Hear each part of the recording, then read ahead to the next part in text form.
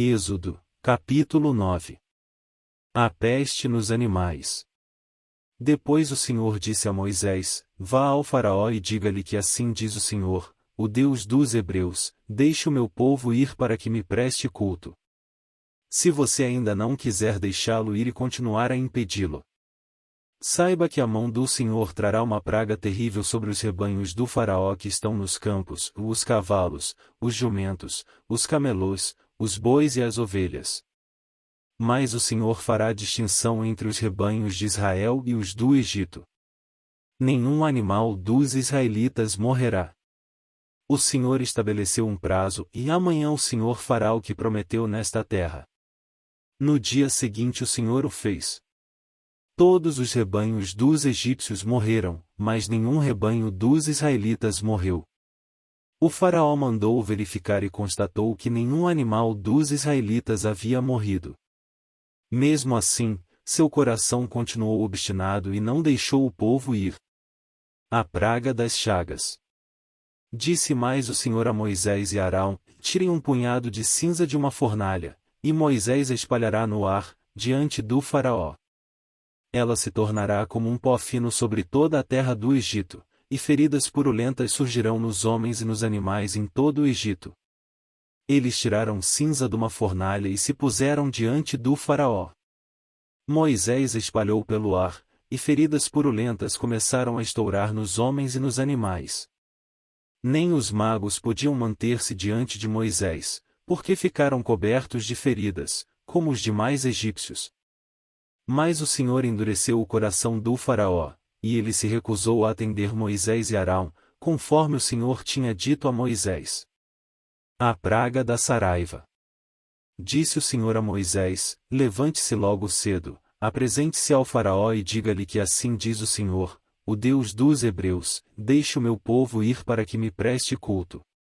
Caso contrário, mandarei desta vez todas as minhas pragas contra você, contra os seus conselheiros e contra o seu povo, para que você saiba que em toda a terra não há ninguém como eu. Porque eu já poderia ter estendido a mão, ferindo você e o seu povo com uma praga que teria eliminado você da terra.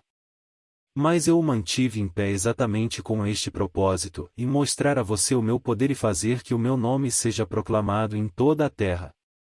Contudo você ainda insiste em colocar-se contra o meu povo e não o deixa ir. Amanhã, a esta hora, enviarei a pior tempestade de granizo que já caiu sobre o Egito, desde o dia da sua fundação até hoje. Agora, mande recolher os seus rebanhos e tudo o que você tem nos campos. Todos os homens e animais que estiverem nos campos, que não tiverem sido abrigados, serão atingidos pelo granizo e morrerão. Os conselheiros do Faraó que temiam a palavra do Senhor apressaram-se em recolher aos abrigos os seus rebanhos e os seus escravos. Mas os que não se importaram com a palavra do Senhor deixaram os seus escravos e os seus rebanhos no campo. Então o Senhor disse a Moisés: Estenda a mão para o céu, e cairá granizo sobre toda a terra do Egito, e sobre homens, sobre animais e sobre toda a vegetação do Egito. Quando Moisés estendeu a vara para o céu, o Senhor fez vir trovões e granizo, e raios caíam sobre a terra.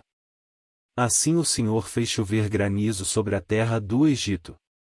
Caiu granizo, e raios cortavam o céu em todas as direções.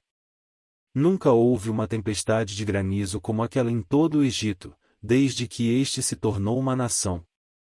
Em todo o Egito o granizo atingiu tudo o que havia nos campos, tanto homens como animais, destruiu toda a vegetação, além de quebrar todas as árvores. Somente na terra de Gósen, onde estavam os israelitas, não caiu granizo. Então o Faraó mandou chamar Moisés e Arão e disse-lhes: Desta vez eu pequei. O Senhor é justo, eu e o meu povo é que somos culpados. Orem ao Senhor. Os trovões de Deus e o granizo já são demais. Eu os deixarei ir, não precisam mais ficar aqui.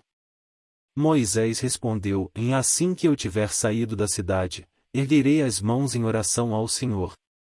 Os trovões cessarão e não cairá mais granizo, para que saibas que a terra pertence ao Senhor. Mas eu bem sei que tu e os teus conselheiros ainda não sabem o que é tremer diante do Senhor Deus. O linho e a cevada foram destruídos, pois a cevada já havia amadurecido e o linho estava em flor. Todavia, o trigo e o centeio nada sofreram, pois só amadurecem mais tarde. Assim Moisés deixou o Faraó, saiu da cidade, e ergueu as mãos ao Senhor. Os trovões e o granizo cessaram, e a chuva parou.